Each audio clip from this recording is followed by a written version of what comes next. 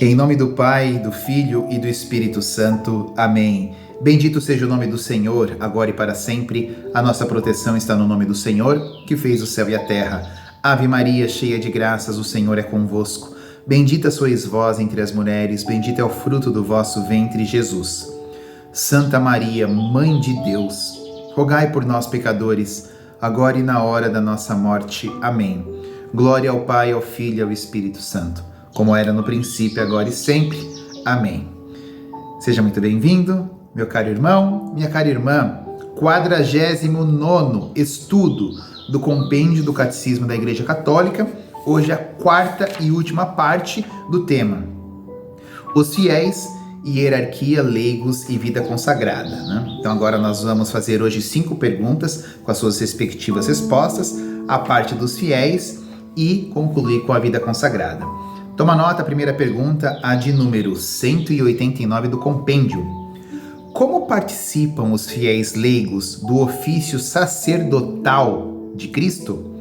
Resposta: deles participam ao oferecer, como sacrifício espiritual, agradável a Deus por Jesus Cristo, conforme está na primeira carta de São Pedro, capítulo 2, versículo 5, sobretudo na Eucaristia, a própria vida com todas as obras, preces e iniciativas apostólicas, vida familiar e trabalho cotidiano, males da vida suportados com paciência e descanso corporal e espiritual. Assim, também os leigos dedicados a Cristo e consagrados pelo Espírito Santo oferecem a Deus o próprio mundo. Essa é uma resposta que dispensa comentários da minha parte de como participam nós leigos do ofício sacerdotal de Cristo. Basicamente, ofertando o nosso dia, todos os nossos momentos, a nossa vida cotidiana, o nosso trabalho, a nossa vida familiar, tudo que temos e tudo que somos, para aquele que tudo pode e que nos deu a graça e o dom da vida e de estar aqui nesse momento, ok?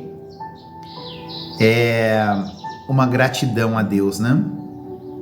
Por tudo o que acontece, por tudo o que Ele permite e, sobretudo, pelo dom da fé, pela graça de podermos acreditarmos nele. Próxima pergunta, de número 190, nesse ritmo. Como participam os fiéis leigos de seu ofício profético? Resposta: participam ao acolherem cada vez mais na fé a palavra de Cristo e ao anunciá-la ao mundo mediante o testemunho da vida e da palavra, a ação evangelizadora e a catequese. Essa ação evangelizadora adquire uma particular eficácia pelo fato de se realizar nas condições comuns do século. Então, como nós participamos do ofício profético, né? Então aqui eu quero comentar, né? Nós participamos acolhendo a palavra de Deus, anunciando ao mundo, nós anunciando a palavra de Deus ao mundo. De que maneira? Mediante a fé e o testemunho de vida, cada um no seu estado de vida, né?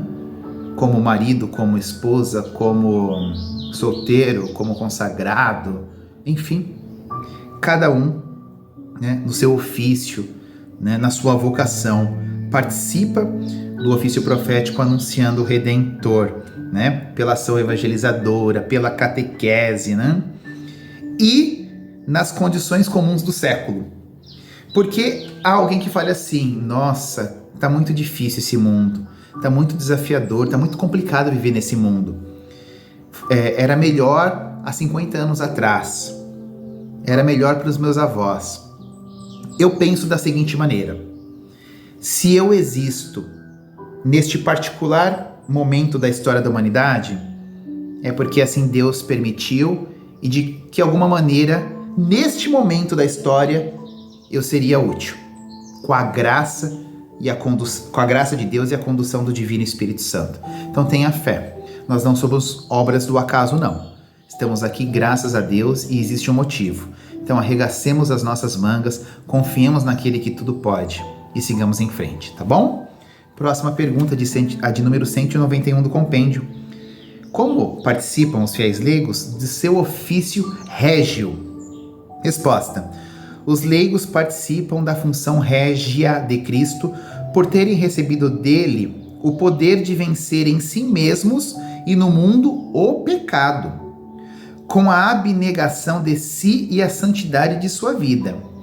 Exercem vários ministérios a serviço da comunidade e impregnam de valor moral as atividades temporais do homem e as instituições da sociedade.